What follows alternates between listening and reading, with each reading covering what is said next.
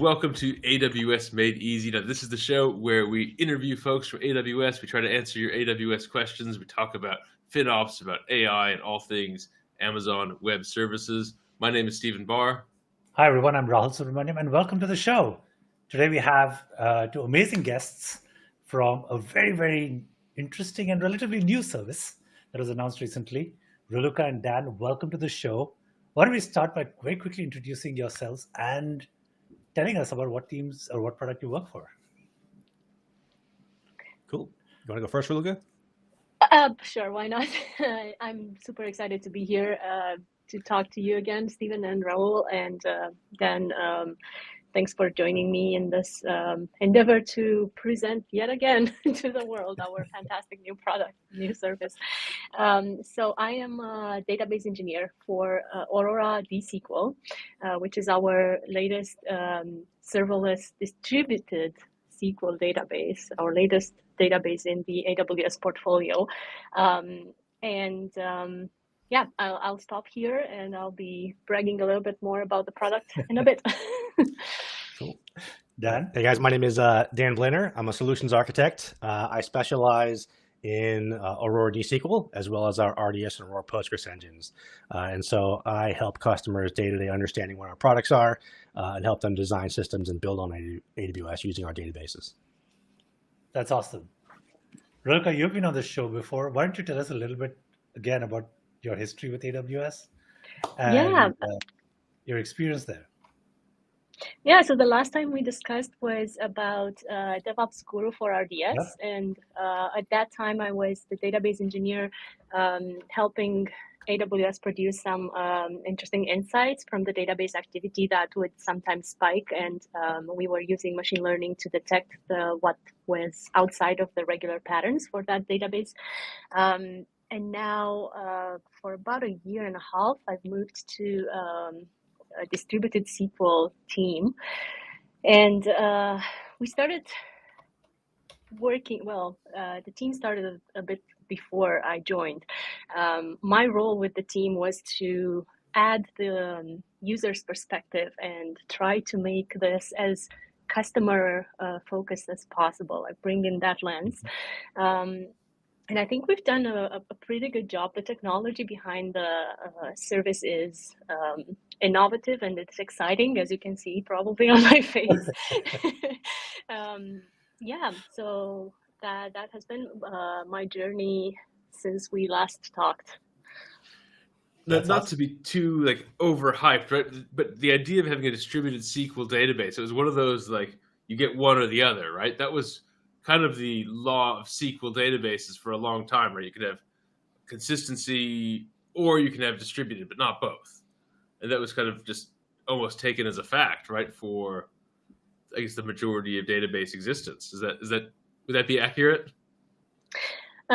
Exactly that. That's part of the reasoning that motivated the team to build the product to begin with. We were talking to customers who were maybe using DynamoDB, but they were quite fond of aggregated data set results, filtering joins, predicates in their queries. So that wasn't very straightforward to do with non-relational databases.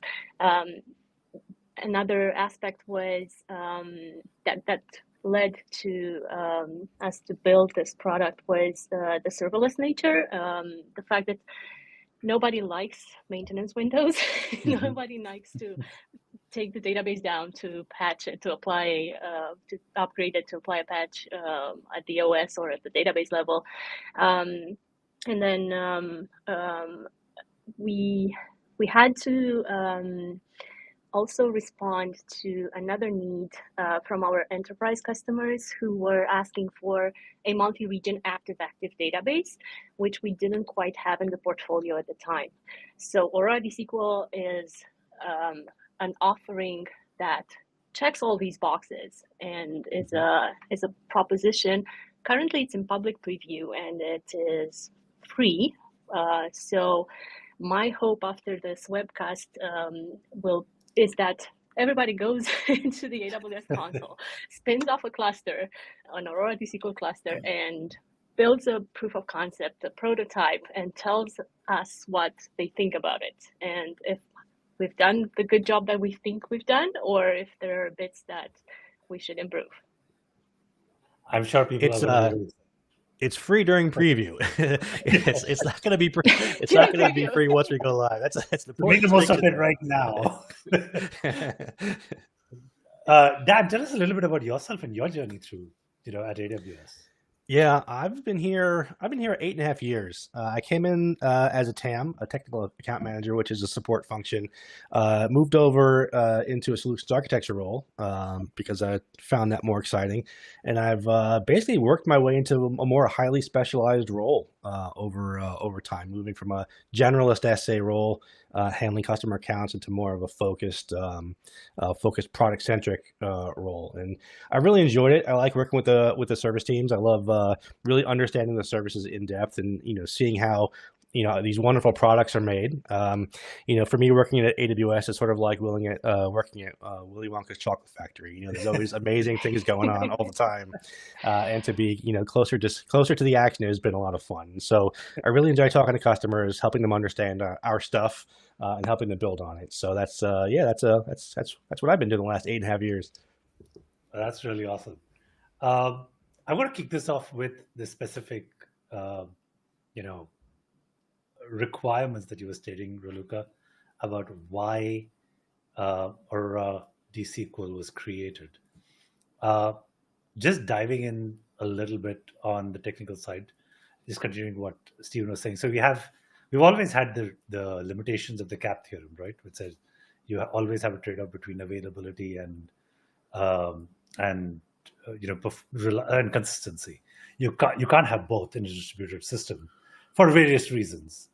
And the promise of Aurora DSQL seems to be just that.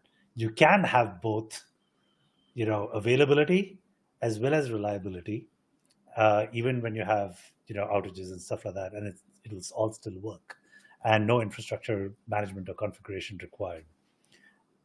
What's the core innovation here that allows us to get as close to the limits of the CAP theorem as possible, where it's almost tending to zero right now? Right. So I'll. This is a question that can get us talking for the next 4 hours. I'll see how I can try to make it as concise as possible. I would say the biggest innovation that made this possible was the use of time sync service, our accurate clocks that are also available in the EC2 instances.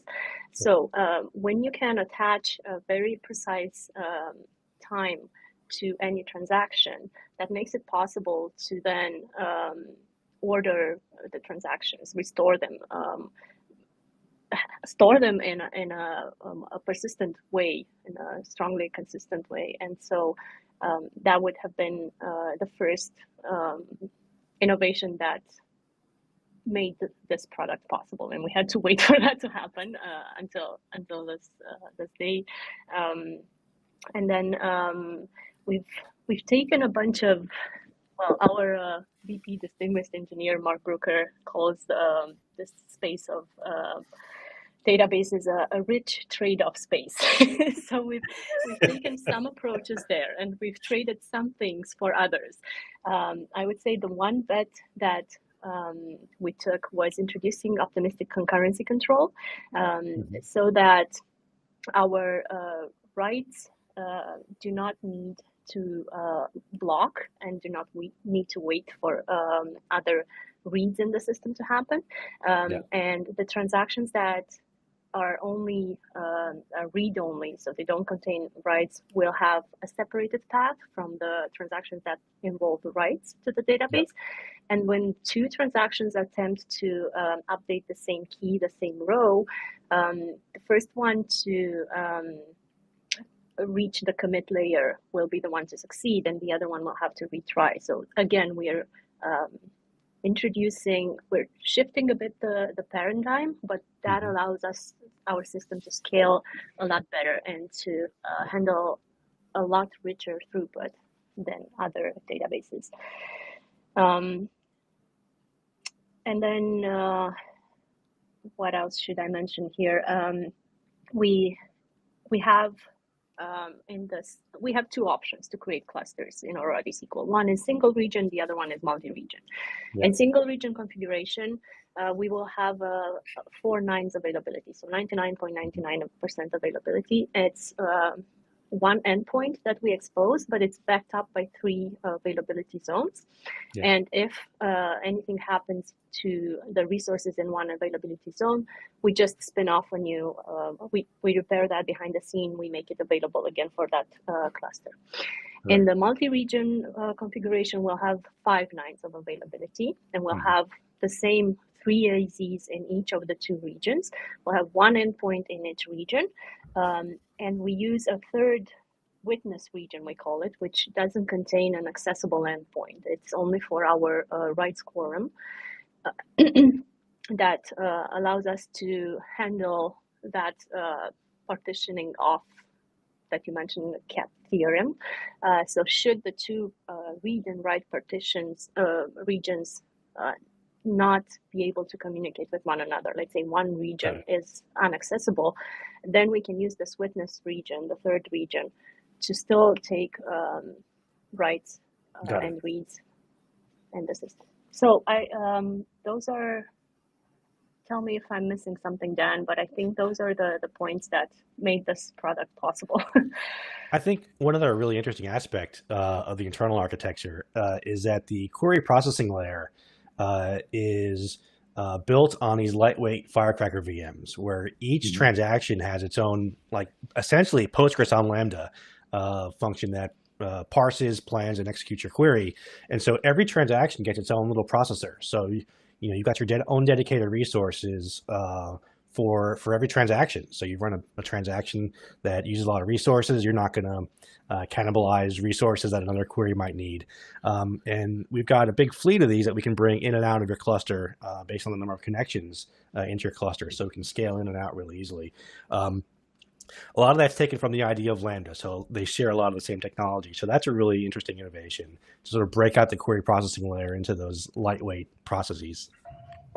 I'm sure we've all worked at places where someone is, running the monthly report and no one else can use the database because it slows to a crawl, right? That's pretty neat that they're that isolated. They even have different process.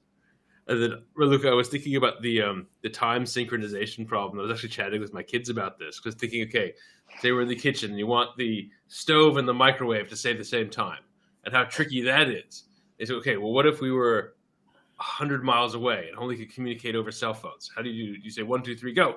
And how do you do it? And then, but there's lag in the cell phone. And so to get something that precisely synchronized when you have a network that's unpredictable and clocks that skew and rotation of the earth is maybe all these little factors that go into it, and you can still have these precise synchronizations so that you can't spend the same money twice. It's pretty incredible. So I was thinking back to the keynote when they announced that. Yeah, and I think we need a separate episode for time sync alone. I mean, it's just astonishing that you can get up to a microsecond level accuracy or synchronization across multiple devices. And then I think in specific cases, it goes up to nanoseconds in some scenarios. So, I mean, just the thought of that just feels absolutely astonishing. And I think we need a dedicated episode. But just coming back to Aurora DSQL, and like you were sharing earlier, our goal really is to simplify the decision-making process for folks who are evaluating different options and just trying to get started. So I'm going to narrow down the whole story. There are probably 35 different services for storage, but let's go down to a narrower set. We're talking about RDS, the multi-region Postgres deployment. We're talking about Aurora Limitless, Aurora Serverless V2. Let's take that set because, I mean, other than the RDS, the other two are serverless. This feels serverless as well, which is great. And then you've got the RDS multi-region, where if you knew what capacity you needed to handle, you probably would go with that. But how do you see Aurora DSQL fitting in that set of services? If someone is trying to make a choice, how should they go about it? Yeah. So I think if you have a brand new use case, you have a brand new workload, and you haven't chosen a database yet, I think you should start with DSQL. Assuming you need a relational database, let's start with that. So if you need a relational database for a new workload, then consider DSQL, because really it gives you great performance, low latency, and almost no operational burden whatsoever. And so you should only not use DSQL if you have a good reason not to.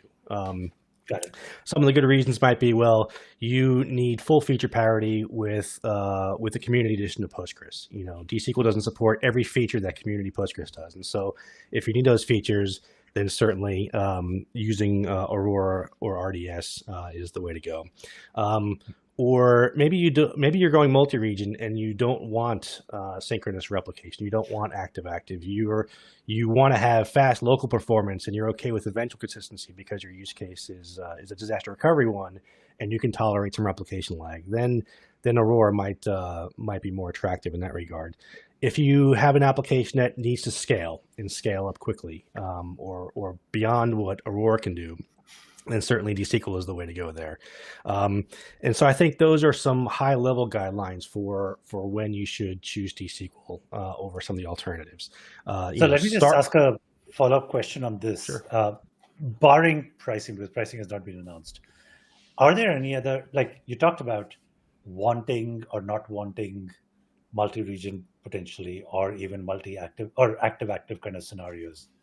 But from the way I think about it is, if I choose not to use it, that's fine. But having that option for the future, like having active-active be available if and when I want it, or having a multi-region scenario if and when I want it, seems like great. I just want to have it. Now, whenever you guys announce pricing, that pricing might play a factor in choosing one over the other. But technically, it just feels like DSQL would just give me more options for the future without having to worry about it upfront. But is there anything else that would specifically want me to choose one of these other services which Aurora DSQL does not do or does not intend to do? Yeah, I think again, if you're looking for higher feature parity, then Aurora Postgres is going to be the way to go there. Or if you do want eventual consistency, going multi-region, then again, Aurora will give you that, whereas we don't offer an eventual consistency option.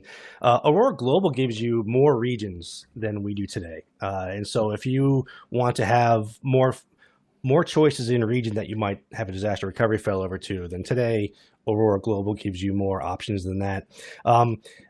If you need sub-millisecond performance for your workload, then RDS might be the way to go there, because you've got a lot more control over the infrastructure that you're using. You have more configuration parameters for the database engine itself. And so if you need, sub-millisecond response times from the database, then RDS is going to be a better way to go.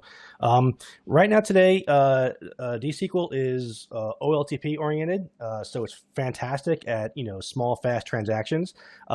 It's not great for long running queries, analytical workloads, reporting, because we have very short transaction timeout. And a small connection timeout as well, or small maximum connection duration. And so it's not going to be great for like running big end of day reporting jobs where you might have a query that's running for half an hour. And so if you have those use cases, then yeah, maybe Aurora or RDS might be, if you have a more of a mixed OLTP OLAP style workload, or maybe OLTP reporting workload, then maybe RDS and Aurora might be a better fit. Certainly, if you're already on RDS and Aurora and you don't need some of the new features that DSQL offers, then maybe the need to migrate to DSQL is probably less compelling. And so I think that's the rough shape of it so far. Got it. If I may go ahead. chime in here. So I would say the one aspect to be aware of is Aurora DSQL uses synchronous replication. So if you have two regions that are geographically distant to, hundreds of milliseconds away from each other, then you need to factor that in. You'll have to wait for the speed of light, essentially, for the information to reach the other region, and the bit persisted, and only then you'll be able to read that from either of the two endpoints. And that's one aspect that might help the AWS Made Easy viewers understand what's the difference. And then for instanced versus serverless choices, I would say Aurora DSQL introduces a new way of scaling because we segregated the layers so much. We have, as Dan mentioned, a query processing layer, which is tiny micro VMs that we can easily provision as many of as we need. And then we have the layer that handles the writes and does the concurrency control, maintains transactions, makes sure those transactions behave as accordingly as expected. And then we have this write layer does the replication as well and make sure all the writes are persisted where they need to be, and in a sufficient number of replicas, in a sufficient number of copies to be accessible.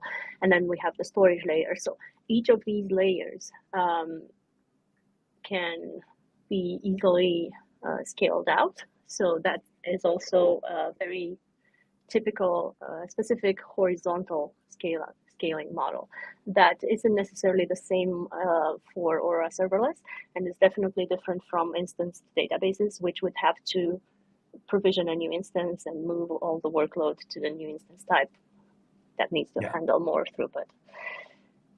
Makes sense. I loved your distinction between OLTP and OLAP, Dan, and I think it's a great way to think about it. In the past, on this show, we've kind of constantly professed that anyone who has got a whole lot of OLTP transactions to process, you should use DynamoDB, because that's purely OLTP, and then you can do all your OLAP stuff via, one of the many options that are available to you, depending on how fast you want your queries to run. And that's a good way of thinking about it. Now, particularly with DynamoDB, one of my big frustrations has always been, I do all this design just for one little, aggregation of some sort. Everything falls apart when I have to do those scenarios. I either have to have a whole other data store that allows me to do aggregations and stuff like that for reporting, or struggle figure out through some other single hack. table design and figure out how it works. Exactly. So when I first looked at DSQL, it seemed very appealing that you could do aggregations. You have the Postgres, mechanism under the hood. All of that was great. The thing that confused me was you've got a promise of infinite scale, where you can scale up the database, as big as you possibly want. And I've always wondered how aggregation would work when you promise infinite scale. Because like in DynamoDB, you partition all of your data into little, 10 MB, was it 10 MB or 10 GB, I forget. But a very small amount of data in each, block, which you pick up, and that can be done very, very efficiently. But when you have to do aggregation, you could potentially need to, look up 1,000 blocks or 10,000 blocks, and then bring all this aggregation together. If the system is designed to, have very short connection times and transaction times, how does that work with an infinite scale promise? So let's put some numbers behind those very short. We don't want to scare people away. We're talking about 5 minutes transaction time. And up to 1 hour connection time, after which you have to reconnect. So in terms of how the data is stored and accessed in Aurora DSQL, the table data is internally partitioned. So again, a differentiator versus other offerings in the AWS portfolio. you don't need to be aware of partition keys and shards and how you co-locate data. All that's being abstracted from you. All you need to do is choose a primary key that allows Aurora DSQL to internally perform this partitioning in an efficient manner so that you don't get hotspots. Got it. And the storage, the Aurora DSQL storage, while it's distributed, is presented to the PostgreSQL parser, optimizer, planner as a monolithical file space. So Postgres will have a map of where it can retrieve specific data from. And under the hood at the storage layer, we can create as many copies of that information as we need to service many reads. So that allows for scalability. Okay, so if you're doing the sum of transactions in February, and maybe February 1st is over here and February 2nd is over there, but Postgres doesn't care, and the workers under the hood are going to scramble and gather that data all into one place so it can do that sum. So yeah, the workers will know that they can retrieve the information they need from this particular storage or from the other copy, and they can actually go to the one that's closest to them.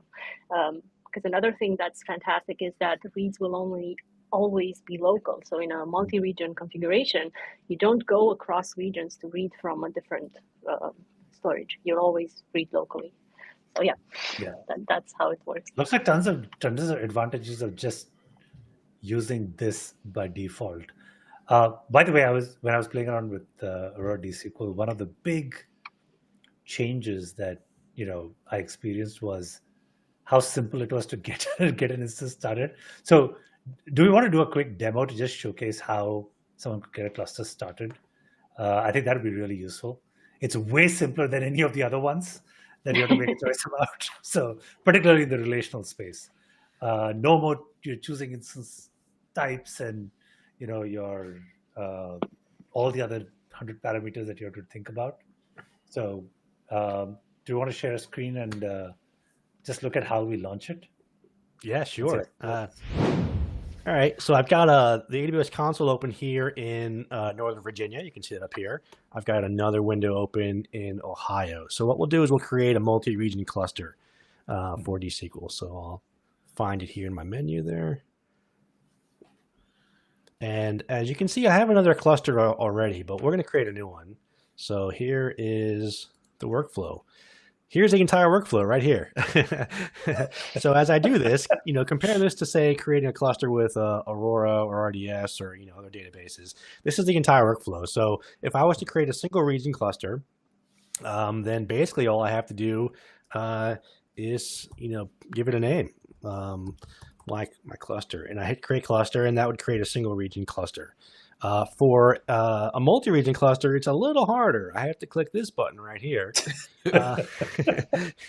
And now it's going to give me a choice of what my other read-write region is, the other region I can connect to. So here, we're in preview right now, so the choices are limited, but I'll choose Ohio. And then I also have to choose the witness region. And as Raluca said, this is a very lightweight component that basically is there to participate in commit quorum and to make a decision or to vote in the case of a network partition. So I picked that region too. And then that's pretty much it. I hit go, create cluster, and that is pretty much it. Right now it's taken about 2 minutes for this cluster to create. If I go over here to Ohio, we can see that its components are already creating as well. So all I got to do to create a multi-region cluster is to create it from one region, and it's going to start doing that. If I were to go to US West 2, which is where my witness region was, you won't see any infrastructure at all. There's nothing there for customers to manage. You don't connect to it. You don't need to set up security group rules or permissions, anything like that. It's just totally internally. So I have pretty much really it. You guys for this. By far, this is the simplest service to get started with. I mean, S3 used to have that title at one point of time, and now even S3 has gotten so complicated. I think there are about 6 options you have to fill out in S3 before you can get started with it. But this, by far, just checkboxes and optional tags. is literally how every service should be. So kudos to you guys for making it so simple to get started with this. It's It pretty gets to the amazing. point It's where really you cool. but you can get scared, right? Because you see all these options. You're like, wait a minute, I just want to try it out for the afternoon. I don't want to get locked into something that I don't understand, and all these Yeah. choices. And sometimes it takes a long time. So you click the wrong button, and all of a sudden you're waiting 15 minutes to realize you made a mistake. So I completely agree.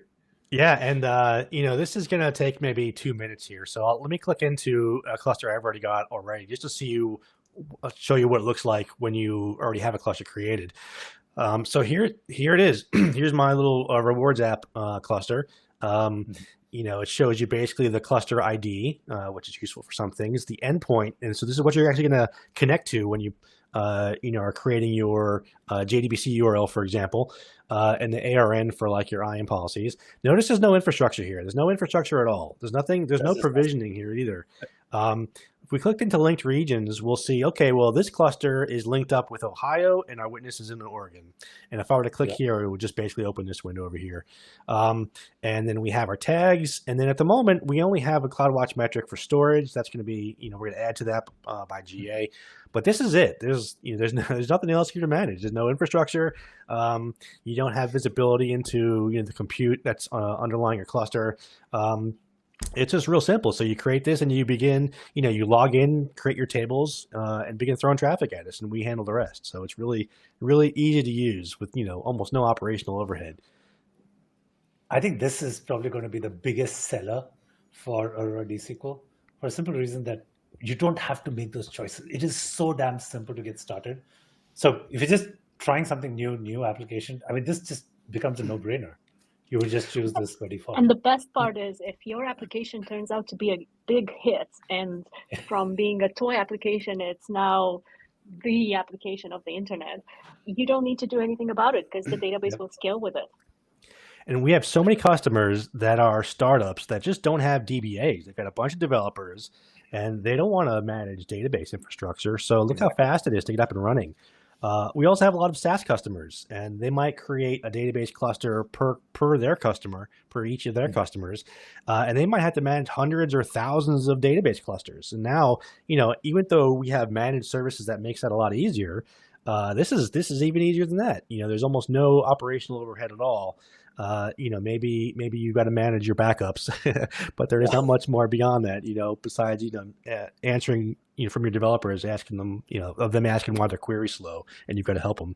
Yeah, that's it. This is pretty simple. So I have 3 follow-up questions on this. So number 1, you can start small, but does this scale down to 0, or is it scaled down to something that's, like, how close to 0 does this get when you talk about scaling down and up? I know you guys haven't decided on pricing or any of that stuff, but just a sense for, what that looks like. Is it practically 0? Raluca, do you want to tackle that? Yeah, if you don't use it, it will just be that minimum storage that you have. If you I don't know, you loaded 5 gigabytes of data, then you'll have that, and that's it. Okay, that's awesome. My second question is going to be, invariably, when you have something this lightweight, you want to use it with apps that also have massive scale. So you typically are talking about systems built with Lambda. Now, traditionally, when we've connected to RDS instances with Lambdas, you use the RDS proxy to kind of support this. Would RDS proxy continue to work as is with these endpoints as well? Or does Aurora DSQL just handle all of that with maybe tens of thousands of connections hitting it all at the same time? One of the big benefits of RDS proxy is the fact that the connection overheads kind of go away. The connection creation and destruction overheads go away by using it, because it maintains the connection pool. So what's the best practice here for connecting, say, tens of thousands of Lambdas to DSQL? Dan, I will let you tackle this because I know it's one of your favorites, but I will mention that I have a demo out there on the internet in the AWS tutorials playlist, which shows how simple it is to connect Aurora DSQL to a Lambda function and an API gateway and just get that toy application going. Yeah, so I'm you going to don't make sure need. that's in the Pardon? sorry. I'm going to make sure that tutorial that you mentioned that is going to be in the video description. So if you're watching Sounds this, check it out in the video description for that tutorial on DSQL connecting to Lambda by Raluca. Cool. So you don't need RDS proxy. In fact, I don't think RDS proxy actually works. DSQL does its own server-side connection pooling. So you connect to the endpoint, and it maintains the open connections. And then as you start transactions, then we attach query processors to that connection. And so you can just connect directly to DSQL, and we'll essentially manage proxying on the server side. And so you don't need to put, proxy out in front of that. We still do recommend that you do client-side connection pooling where possible, just because there is overhead to authenticating and establishing a database connection. And so you don't want to do that, every click, in a Lambda function. So, use some client-side connection pooling, but, again, you don't need to do any server-side connection pooling or proxying. Got it. Okay, that makes it relatively simple to kind of accomplish that task. And then the third question that I had, I'm suddenly forgetting what my third question was, but it'll come to me. But yeah, these are the two main ones that I wanted to ask about, because it just seems so simple to get started with this that it's absolutely a no-brainer. What are the other best practices that you would recommend someone keep in mind, which is different from what you would do with the other traditional databases? Yeah, two big ones. You want to avoid hot write keys. That's a best practice for any database, really. But you want to make sure that you are not making frequent updates to the same key over and over again, especially from different processes, because what will happen is those transactions will collide. And in DSQL, we have optimistic concurrency, and so that'll manifest as a lot of collisions and retries. And so you'll want to avoid that, especially in an application at scale. I mean, in a small application, if you're only doing a few transactions a second, then you probably won't run into that problem very often. But at scale, it becomes critical. You don't want to be colliding into the same row over and over again.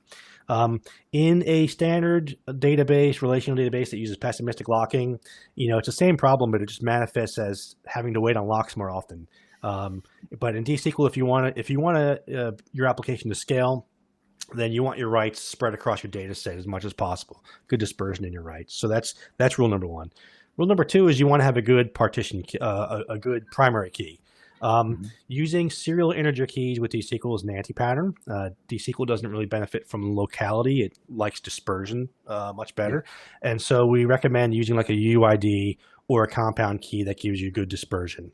Got it. And that's going to be a change for customers that want to migrate. And so that's something that customers will need to consider, is like if their current application is using serial integer keys, then you might need to do some refactoring of your IDs in order to get the best performance out of DSQL.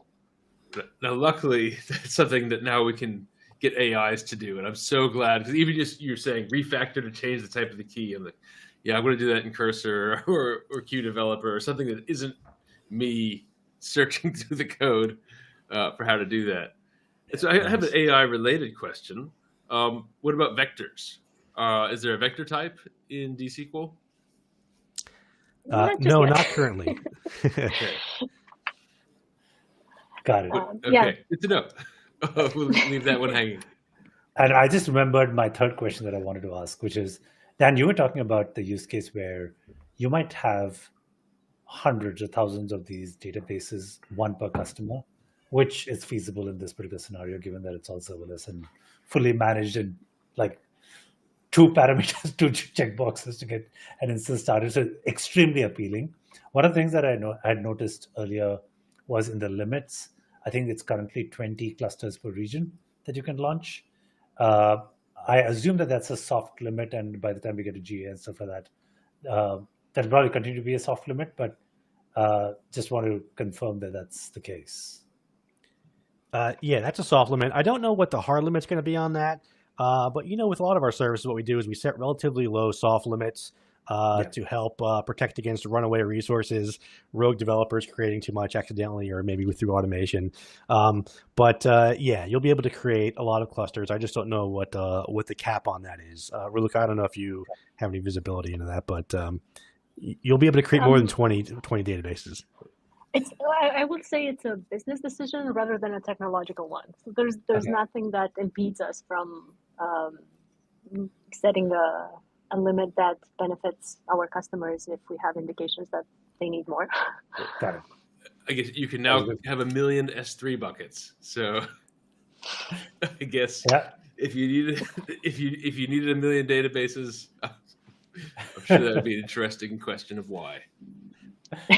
Yeah, we would definitely love to hear about that use case.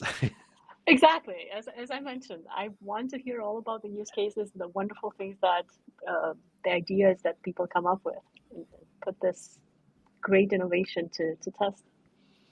Yeah, I couldn't agree more. I mean, this is just so simple to get started with. For 90% of use cases that I have come across where you need Postgres or you need a relational database, it just makes sense to start with something like this. I mean, like I said earlier, this is near zero friction. Yeah. You guys have, kudos to you guys. You made it so simple to get started with. When I first heard about it, I was dreading what kind of VPC setup would I need to make sure that, I have multi-region set up, the right way that would be required for the instances to be deployed and so on. And when I went to the console, I was like, no, just decide one region, multi-region, and just choose the region. That's it. Everything else gets taken care of for you. It's just the right way to do it, honestly speaking. And kudos to the team that's worked on this UX for it.